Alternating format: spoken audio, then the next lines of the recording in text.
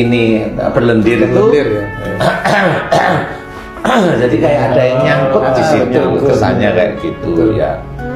Nah itu biasanya diawali dari panasnya daerah situ, daerah pita suara, daerah otot-otot daerah pita suara, daerah otot-otot daerah pita suara itu biasanya dipergunakan untuk meninggikan atau merendahkan suara.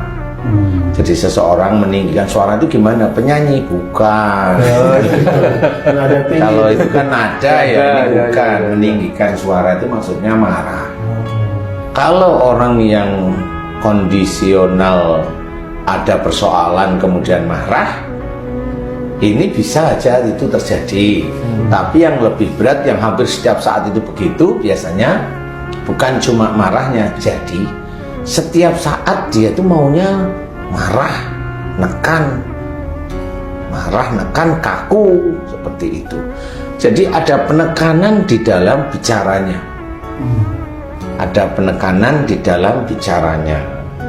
Dan penekanan apa? Yaitu tadi bisa aja rasa kakunya kalau bicara ya di dalam pikiran dia itu. Dia mau ngomong ini itu orang itu harus ngikutin nih. Itu berarti itu ada kekakuan di dalam bicara. Kemudian marah. Jadi di dalam pembicaraan sehari-hari juga sama.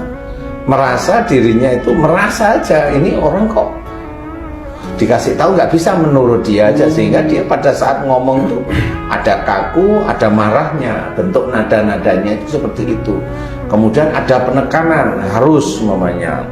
Jadi harus mengikuti, jadi istilahnya nggak peduli itu siapa, nggak peduli itu umpamanya istri atau suami atau orang tua, nggak peduli dia.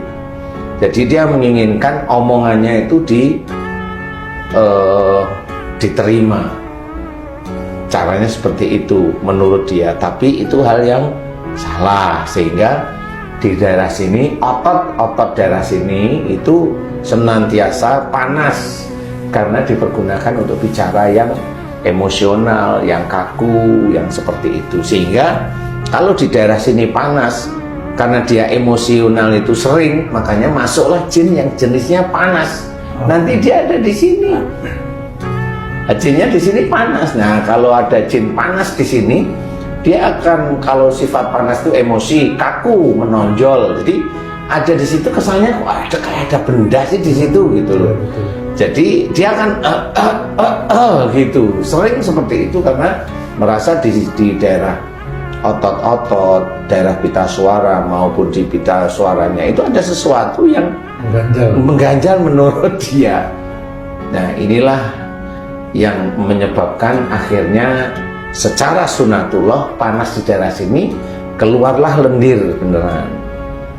Jadi sunatullah itu seperti itu. Jadi panas yang di tenggorokan itu akan didinginkan dengan lendir yang ada di tenggorokan khususnya. Nah, lendir inilah yang memang dia akan membasahi terus-menerus.